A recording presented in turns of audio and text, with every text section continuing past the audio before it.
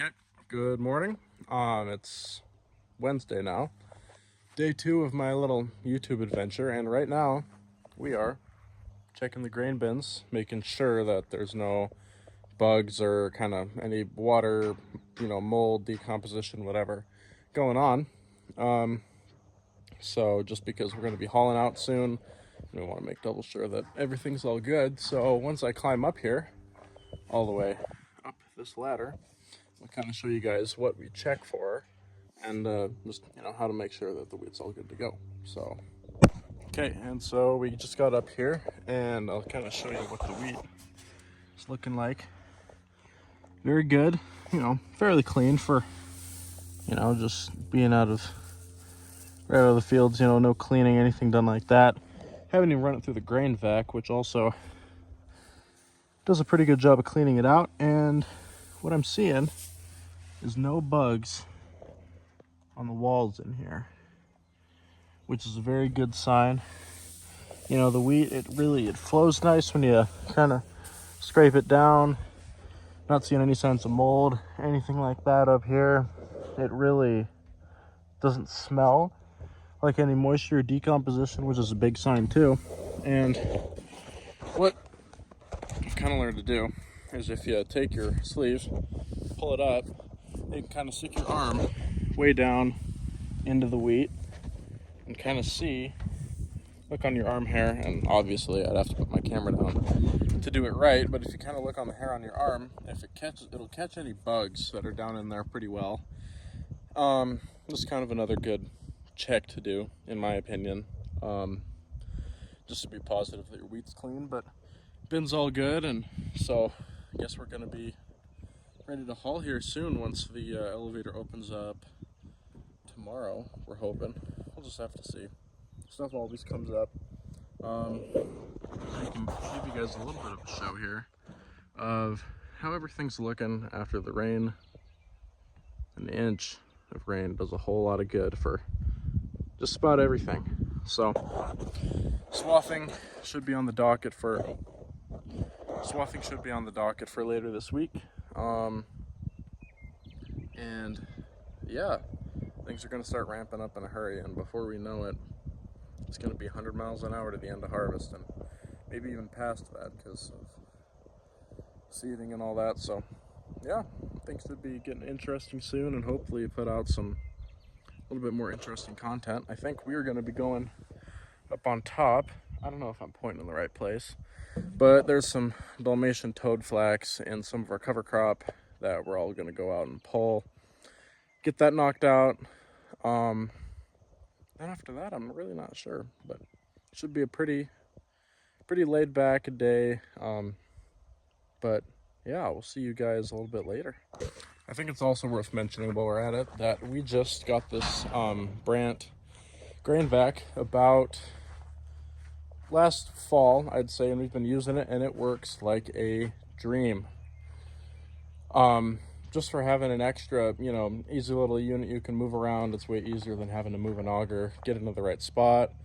Sweeping bins out is good with it. So what we've been doing here is, because this is all the way full, and we can't really stick this guy in there because of the panels behind the door, we got just an old, just standalone like hopper you put at the bottom of the auger, set it down in here, and then we've just taken this guy, shoved it on in there, and then just run the sweep, or the drag auger I should say, not the sweep, and just load the trucks right there, because we have this auger set up here to be unloading safflower. We don't really want to move it back and forth because we don't know when the safflower truckers that were hired by our contract company are going to come out to haul it. So we just have that sitting there ready to go, and then this for unloading our wheat.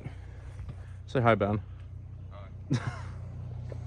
But I think we're going to be heading up on top soon, so that'll be it for this little kind of show and tell. But yeah, I might be going to town to take that load of scrap metal in, but I'm just gonna have to wait and see. You never really know what's gonna happen. Well, finally getting some weed pulling done. Pretty good view up here. Real nice field. But all that put aside, the reason we're out here pulling weeds is because we have a grass and broadleaf cover crop mix going in here, and so there's really no effective way to spray it. So there's a lot of stuff like the cheatgrass that we just have to live with, but then some stuff like, you know, Dalmatian toadflax or hound's tongue, stuff like that, that's, you know, classified as a higher level noxious weed. We generally try to pull it, so that's what we've been up to right now, but just plugging away. So, in case anybody was wondering what the Dalmatian toadflax is, if you're not familiar, it is this right here. Kind of it's a yellow flower with just a, you know, tall, narrow stem, lots of leaves on it. Fairly easy to identify, and this right here is really the enemy that we're looking for here. Pull it out. Sometimes when they're bigger, they really just like to break off. Here's another one that hasn't bloomed quite as much yet. Get that guy, pull it out. Ideally, you want to get it with the roots, like such, if we can focus.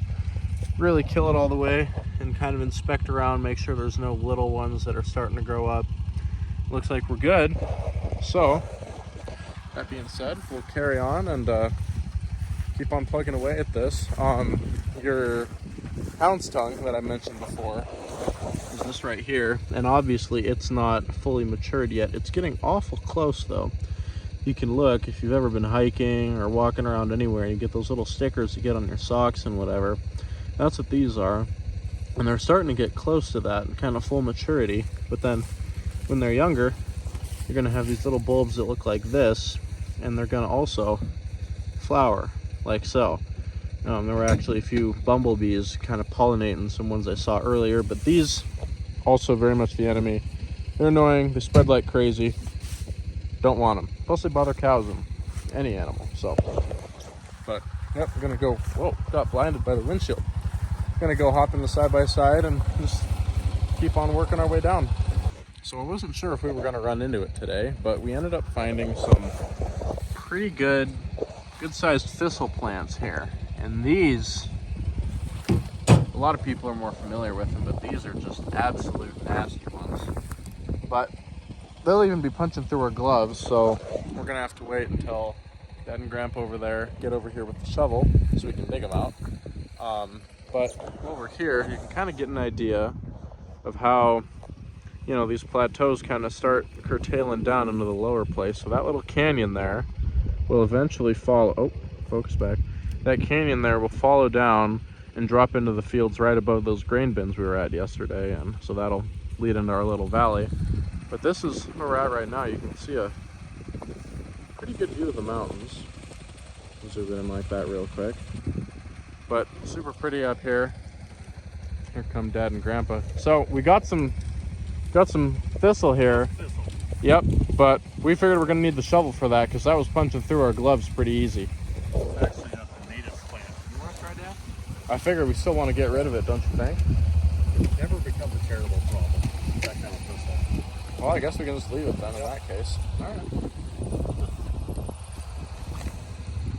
Oh, easy pie. All right. So we found a very prime example of what you do not want with your Dalmatian toadflax, and that is just big old patches of it, just absolutely everywhere. I mean, just here and there and over there and there, right up there. I mean, it's all over the place, but that's why we come up here, is to go and get it. So yeah, better get to pulling. All right, good evening.